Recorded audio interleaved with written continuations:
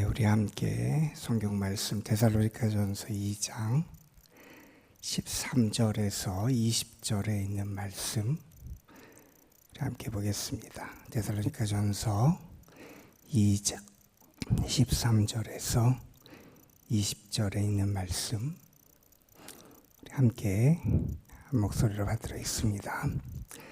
이러므로 우리가 하나님께 끊임없이 감사함은 너희가 우리에게 들은 바 하나님의 말씀을 받을 때에 사람의 말로 받지 아니하고 하나님의 말씀으로 받음이니 진실로 그러하도다. 이 말씀이 또한 너희 믿는 자 가운데에서 역사하느니라.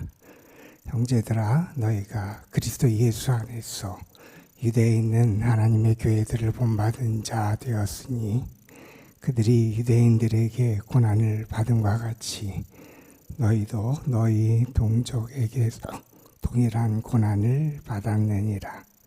유대인은 주 예수 선지자들을 죽이고 우리를 쫓아내고 하나님을 기쁘시게 하지 아니하고 모든 사람에게 대적이 되어 우리가 이방인에게 말하여 구원받게 함을 그들이 금하여 자기 죄를 항상 채우매 노하심이 끝까지 그들에게 임하였느니라. 형제들아, 우리가 잠시 너희를 떠난 것은 얼굴이요 마음은 아니니 너희 얼굴을 열정으로 더욱 썼노라. 그러므로 나 바울은 한 번, 두 번 너희에게 가고자 하였으나 사탄이 우리를 막았도다. 우리의 소망이나 기쁨이나 자랑의 면류관이 무엇이냐? 그가 강림하실 때 우리 주 예수 앞에 너희가 아니냐. 아멘. 우리 전도사님이 오늘 깜빡 잊고 지금 못 나온 것 같아요. 그래서 제가 잠시 말씀을 함께 좀 전하면서 오늘 우리 함께 하나님 앞에 기도할 제목을 붙잡았으면 좋겠습니다. 바울 사도가 데살로니가에서 말씀을 전하고 복음을 증거한 기간이 길지를 않았어요. 그래서 바울 사도가 그들의 형제 자매들을 생각할 때마다 늘 안쓰러운 마음을 가지고 복음을 전할 수밖에 없었습니다. 그러나 그들이 잠시 동안만 바울의 양육을 받고 말씀을 받았지만 믿음이 아름답게 성장할 수 있었잖아요. 믿음의 역사, 사랑의 수고, 소망의 인내가 있었고요. 하나님의 말씀을 받을 때에 사람의 말이 아니라 하나님의 말씀으로 받았어요. 하나님의 말씀으로 받을 수 있는 모습이 그들에게 있었다 하는 겁니다. 바울이 그들을 생각할 때마다 늘 그래서 마음이 감사함과 기쁨이 넘치게 되잖아요. 그런데 바울이 이 데살로니가전서 2장에서 어떤 이야기를 주로 하냐면 이런 얘기를 합니다. 내가 너희에게 갔을 때 어떤 마음과 태도와 믿음으로 여러분에게 사역을 했는지 여러분이 알지 않느냐 하는 얘기를 해요. 바울은 사람을 기쁘시게 하지 않았다는 거예요. 하나님을 기쁘시게 했고요. 또한 바울은 어떤 마음을 가지냐면 이런 얘기를 합니다. 내가 여러분을 대할 때 마치 유모가, 어머니가 자녀를 대한과 같이 그러한 마음으로 대했다 하면서 자기가 그들에게 복음을 전하는 과정이 최선을 다해서 할 수 있는 만 사랑과 그러한 헌신으로 데살로니가 교인들을 섬겼음을 바울이 지금 우리에게 나타내 주고 있습니다. 그러면서 말합니다. 내가 그렇게 한 것도 여러분이 알지 않느냐. 그러면서 그들의 믿음의 모습과 바울의 헌신이 따로따로 떨어져 있는 것이 아니라 함께 수고하고 함께 엮어서 하나님이 기뻐하시는 교회의 모습을 이루어갈 수 있음을 보면서 기뻐하는 모습을 우리에게 보여줍니다. 그러면서 오늘 이 13절부터 우리가 2장 마지막 절까지의 말씀을 읽었는데 여기서 보면 이런 말씀이 나와요. 여러분도 나와 동일한 고난을 당했습니다. 유대에 있는 형제들이 유대인으로부터 고난을 당한 것처럼 여러분도 여러분의 삶의 자리에서 다른 동족들, 여러분이 살아가는 사회에서 여러분과 동일한 삶을 살아가는 동족들이 여러분을 믿음의 사람이기 때문에 박해하고 핍박하는 그런 어려움을 견뎌냈다는 겁니다. 그래서 여러분 한번 생각해 보세요. 초대 교회가 이제 막 시작되고 그것도 이 기존에 있던 신앙의 터가 놓인 데가 아니라 이방 땅이에요. 그러니까 로마와 그다음에 그리스 문화와 문명과 종교가 지배하던 그런 땅이에요. 우상이 지배하던 그 땅에 복음이 뿌려졌습니다. 그리고 교회가 세워집니다. 그러면 사람들은 자기들과 다른 이 종족들, 이 신앙을 가진 사람들을 그냥 쉽게 받아들이고 그들을 이해해 준 게 아니라 오히려 그들을 박해하고 핍박했던 그러한 일이 따라오고요. 뿐만 아니라 바울이 선교하는 곳에서 계속해서 유대인들이 따라오면서 바울을 핍박하고 방해했던 모습이 우리가 아는 초대교회의 모습입니다. 다시 말해서 그들에게 호의적으로 그들을 이해해주고 용납해주는 세상이 아니라 그들을 배척하고 거부하는 세상 가운데서 그들이 복음을 받아들였다는 겁니다. 자, 그렇다면 우리 같으면 그런 얘기를 할 거예요. 내 삶의 자리가 이렇게 어렵습니다. 내가 살아가는 게 이렇게 힘듭니다. 내가 살아가는 게 이렇게 어려워서 나 같으면 믿음 갖는 게 참 그렇게 좋은 것 같지 않습니다. 이렇게 변명하고 핑계댈지 모르지만 그러한 토양과 그러한 상황에서 성도들은 어떻게 했느냐? 우리에게 들은 바 하나님의 말씀을 받을 때에 사람의 말로 받지 아니하고 하나님의 말씀으로 받더라 하는 겁니다. 하나님이 그들에게 주신 말씀, 하나님이 그들을 살리기 위해서 주신 말씀, 하나님께서 그들에게 생명을 주시기 위해서 주신 그 말씀으로 그들이 받아들이더라는 겁니다. 여러분, 편하고 여유롭고 내가 마음에 그런 갈등과 그런 고민 없이 내 상황이 어려움 없이 받아들이면 쉽게 받아들일 거예요. 그런데 그렇게 좋지 않은 상황과 어려운 토양에 있는 성도들이 하나님의 말씀을 사람의 말이 아니라 하나님의 말씀으로 받아들이더라. 그래서 바울은 감사하는 거예요. 여러분, 하나님이 우리에게 말씀을 주실 때는 하나님의 역사와 능력이 나타나는 거예요. 우리에게 복음을 주시면 그 복음을 받아들이는 자에게는 복음의 능력과 역사가 나타나는 거예요. 하나님 우리에게 말씀을 주실 때 우리 어떠한 마음으로 받아들이냐? 이것은 하나님이 나를 살리기 위해 주시는 하나님의 말씀이다 하는 것을 우리가 믿으면서 받아들일 때 우리에게 참된 역사가 나타나게 된다 하는 겁니다. 그러면서 이렇게 말합니다. 14절에 보면 너희가 그리스도 예수 안에 있는 유대에 있는 하나님의 교회를 본받는 자 되었다. 그러니까 유대에 있는 하나님의 교회, 여러분 우리가 아는 것처럼 초대 기독교에 있어서는 큰 기둥이 되는 두 교회가 있었어요. 하나는 예루살렘 교회. 그래서 오순절 그 베드로의 설교, 성도들의 설교를 통해서 교회에 몰려와서 사람들이 함께 생활을 하고 하루에 3,000명, 5,000명이 회개하면서 몰려들었던 예루살렘 교회 중심의 그런 교회가 있었고요. 다른 한 교회는 어디냐면 안디옥이라는 교회예요. 여러분 우리가 아는 것처럼 바울과 바나바를 안수 주고 선교사로 파송한 교회가 안디옥 교회라잖아요. 안디옥 교회가 이방 선교의 모체가 됐던 교회고요. 바울도 그래서 안디옥 교회 파송을 받아서 1, 2차, 3차 선교 수행을 했던 거고요. 그래서 예루살렘 교회는 유대인 중심의 교회로 예루살렘에서 주로 유대인 그리스도인들을 양성하고 양육하고 돕는 역할을 했고, 그렇게 안디옥 교회는 이방인 선교를 중심으로 이방 땅에서 바울을 중심으로 사역했던 그런 교회인데, 바울이 얘기합니다. 너희가 이 예루살렘에 있는 유대인들이 있는 그 교회, 하나님의 교회, 그들을 본받는 자가 되었다는 거예요. 왜요? 그들이 처음에 복음을 전하니까 무슨 일이 벌어집니까? 사도행전에 보면 성도들이 잡혀가요. 베드로도 잡혀가요. 협박을 받아요. 예수 이름을 전하지 말아라. 부활에 대해서 얘기하지 말아라. 여러분, 그 다음에 스데반이 7장에 보면 사도행전에 어떤 일을 말해요. 스데반이 유대인들을 책망해요. 너희들이 하나님의 교회를 핍박했고, 너희들이 하나님의 뜻을 거스렸고, 하나님이 주신 구세주를 거스렸고, 너희들이 그렇게 자랑하는 성전이 너희들의 안전을 보호해 주는 게 아니다. 뭐 이러면서 유대인들을 고발하니까 사람들이 화가 나서 스데반을 돌로 쳐 죽이잖아요. 자, 예루살렘에 그래서 누가 남느냐? 다 흩어지게 되잖아요. 믿는 사람들이 예루살렘 밖으로 쫓겨나는 일이 벌어지게 되잖아요. 그래서 가다가 빌립이 또 사마리아 전도도 하고 이 성도들이 나가서 밖으로 흩어져 전도하게 되는데, 예루살렘에 있는 성도들이 박해와 핍박을 받으면서도 어떻게 했느냐? 그들이 흔들리지 않더라는 거예요. 주님을 향한 신실함을 지켜가더라는 거예요.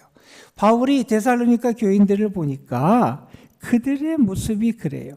유대에 있는 하나님의 교회가, 예루살렘 교회가 고난과 핍박 가운데서도 믿음의 길을 잘 지켜나갔던 그 모습을 너희들이 지금도 본받고 있다는 거예요. 이게 감사한 거예요. 바울이 지금 감사하는 이유를 여러분 생각해 보세요.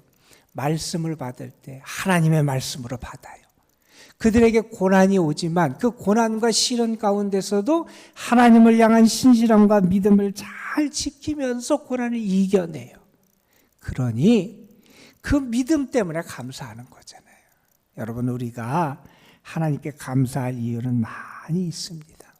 하나님 우리에게 허락하신 많은 은혜, 우리를 도와주신 축복, 때로 우리를 어떤 상황에서 건져주시고, 때로는 도움의 손길로 우리를 인도하시고, 내가 소망하고 바라던 간절한 어떤 것을 성취시켜 주시기도 하고, 그래서 우리가 하나님께 감사할 것이 많지만, 여러분, 우리가 정말 감사할 것은 우리의 믿음 때문에 먼저 감사할 수 있어야 돼요. 여러분, 성도는 그렇습니다. 여러분, 우리가 왜 교회에 나옵니까? 왜 신앙생활을 합니까?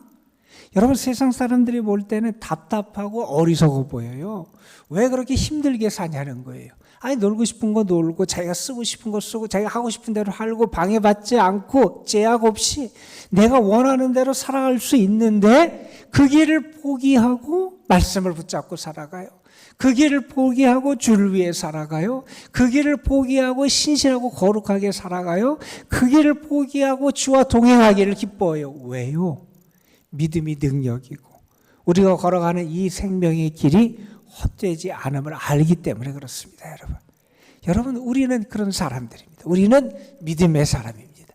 우리가 감사해야 될 가장 중요한 이유는 그래서 다른 게 아니라 내가 믿음을 갖게 되고요, 예수님을 나의 구주로 고백하게 되고요, 하나님 안에 살아가게 되고요, 주의 말씀을 내가 믿게 되고요, 내가 믿음으로 주와 동행하는 길을 걸어갈 수 있는 것을 우리는 감사할 수 있어야 한다는 겁니다. 여러분, 저는 여러분에게 오늘도 이러한 감사가 가득하길 소망합니다. 그리고 여러분, 우리는 그런 사람이에요. 다른 것 때문에 우리에게 기쁨과 능력이 있는 게 아니라 내가 믿고 주의 말씀을 받고 고난도 믿음 가운데 이겨내고 나의 삶에서 주와 함께 살아가는 믿음의 증거가 나타남을 기뻐할 수 있어야 한다는 겁니다. 여러분, 그 다음에 이런 얘기를 합니다. 오늘 말씀에 보면 16절에 이렇게 말합니다. 우리가 이방인에게 말하여 구원받게 함을 그들이 금하여 자기 죄를 항상 채움에 노하시면서 끝까지 그들에게 임하였더라. 유대인들이 그렇게 이방인들에게 복음 전하는 것도 막았다는 거예요. 그런데 지금 보세요. 데살로니가 교인들 이방인들이잖아요. 복음을 받았어요. 복음을 믿게 됐어요. 사람이 막으려고 그랬고 복음을 전하지 못하게 했는데 하나님이 역사하셔서 그들에게 복음이 전해진 거예요. 여러분, 이 역사를 보면 감사한 거예요. 사람들은 못하게 하고 안 되게 하고 이루어질 수 없게 하고 받아들이지 못하게 하고 다 끝난 것처럼 보이는데 하나님, 주님은 다르게 역사하시더라는 거예요. 그리고 우리가 이렇게 하나님의 역사가 나타나고 내가 그러한 하나님의 역사 안에 살아가는 믿음 안에 살아가는 것을 발견하게 되면 감사할 수 있다는 겁니다. 여러분에게 오늘도 이 믿음의 감사와 믿음의 은혜가 다시 한번 기억되고, 그래서 더 믿음 가운데 굳게 서고 주의 은혜를 감사하는 여러분이 되시기를 소망합니다. 자, 그 다음에 오늘 말씀 17절부터 19절에 보면 바울이 이런 얘기를 합니다. 바울이 할 수 없이 유대인의 반대 때문에 데살로니가에 오래 머물지 못하고 잠시 머물고 떠났어요. 그래서 그들이 염려됐는데 바울은 말합니다. 내가 떠난 것은 얼굴이고 마음이 아닙니다. 그러니까 내 마음은 지금 여러분과 함께 있습니다. 내 마음으로 여러분을 위해 기도하고 여러분에게 나타난 하나님의 역사를 보고 감사하고 하나님께서 여러분과 함께 하시기를 위해서 내가 또 오늘도 엎드려 간구하고, 그러니까 나는 지금 여러분과 몸으로는 떨어져 있지만 마음으로는 여러분과 함께 있고 여러분을 응원하고 있습니다. 이렇게 격려하면서 18절에 이렇게 말합니다. 내가 여러분을 급히 떠나온 다음에 여러분에게 다시 가기를 원했는데 갈 길이 열리지 않았습니다. 사탄이, 여기 보면 사탄이 우리를 막았습니다. 그래서 내가 못 가고 있는 거니까 지금 얼굴로 떨어져 있다고 실망하지 말고 마음으로 함께하고 있으니 감사하면서 내가 여러분을 위해 기도하고 응원하니 믿음 가운데 잘 살아가기를 원합니다 하는 당부를 하며 19절에 이런 말씀을 합니다. 우리의 소망이나 기쁨이나 자랑의 면류관이 무엇이냐? 그가 강림하실 때 우리 주 예수 앞에 너희가 아니냐? 이런 얘기를 합니다. 여러분, 주님이 강림하실 때 내가 자랑할 게 있다는 거예요. 나의 면류관, 내가 주님께 칭찬받는 게 있다는 거예요. 그게 뭐냐? 여러분이 데살로니가 교인들이 나의 자랑이고 면류관이라는 겁니다. 이게 뭡니까? 바울이 그만큼 이 데살로니가 교인들을 사랑하고 그들의 믿음을 귀히 여기고 그들을 위해 여전히 마음을 쓰면서 그들과 함께하고 있음을 나타내주고 있는 겁니다. 여러분, 바울은 교회를 세우고 복음을 전하고 성도들을 양육한 목회자이고 교회의 설립가였고 이들의 신앙의 아버지와 같은 분이에요. 그런데 그 바울이 성도들을 보면서, 믿음의 자녀들을 보면서 이렇게 얘기해요.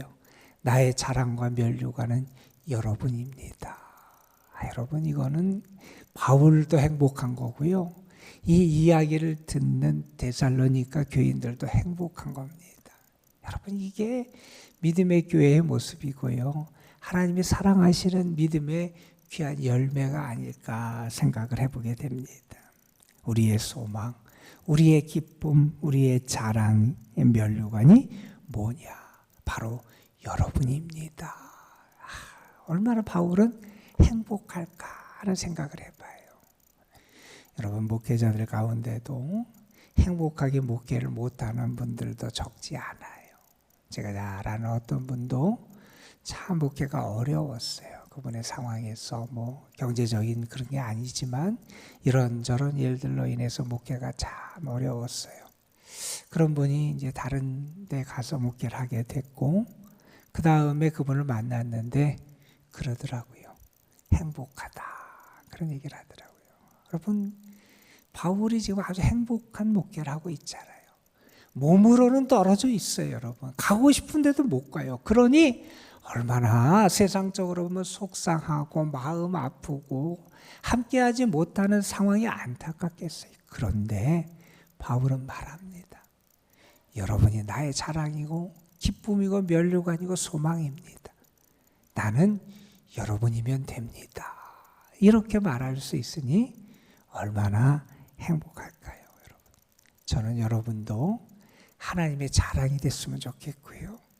여러분 자신이 많은 성도들이 함께 보고 기뻐할 수 있는 대상이 됐으면 좋겠고요. 우리 자신의 믿음의 모습이 저 하나님께 칭찬받는 그런 믿음의 모습이 되기를 간절히 소망합니다. 바울은 오늘 우리 데살로니가전서 2장 13절부터 마지막 말씀에서 지금 떨어져 있는 데살로니가 교인들, 그러나 마음으로 함께하고 있는 데살로니가 교인들, 그들을 생각할 때 그들의 바울의 마음이 얼마나 기쁘고 하나님께 감사한지를 지금 고백하고 있습니다. 여러분, 바울의 이 감사의 내용, 여러분이 하나님의 말씀을 사람의 말이 아니라 하나님의 말씀으로 받았습니다. 여러분이 고난을 당했지만 예루살렘에 있는 하나님의 교회처럼 고난을 당하고 그들을 본받는 자 되었지만 믿음을 잘 지키고 살아갑니다. 그래서 여러분은 나의 기쁨과 자랑입니다. 고백했던 바울의 고백이 여러분의 믿음을 보고 주님이 칭찬하시는 인정과 고백이 되기를 주님의 이름으로 축복합니다. 여러분, 오늘 여러분의 삶 속에 하나님이 보시고 칭찬할 만한 아름다운 믿음의 열매가 가득한 복된 하루 되시기를 주님의 이름으로 축원합니다. 기도하겠습니다. 아버지 하나님, 바울이 데살로니가 교인들을 생각하면서 그들의 믿음의 모습이 하나님께 감사할 것으로 가득 채워진 것을 바라보고 그들을 격려하며 칭찬하며 하나님께 감사하는 내용을 우리가 함께 묵상했습니다. 바울은 데살로니가 교인들이 그들이 어려운 상황, 그들이 믿음을 받아들이기에 수월치 않은 상황에서도 믿음을 받아들이고 복음을 받아들이고 하나님의 말씀을 사람의 말이 아니라 하나님의 말씀으로 받아들이고 또한 예루살렘에 있는 성도들이 고난을 당한 것처럼 그들이 고난을 당하면서도 신실하게 주님 편에 서고 믿음으로 살아가는 모습을 보며 기뻐하고 감사할 수 있었습니다. 그래서 바울의 자랑과 기쁨과 소망의 면류관이 교인들이라고 그렇게 고백할 수 있었습니다.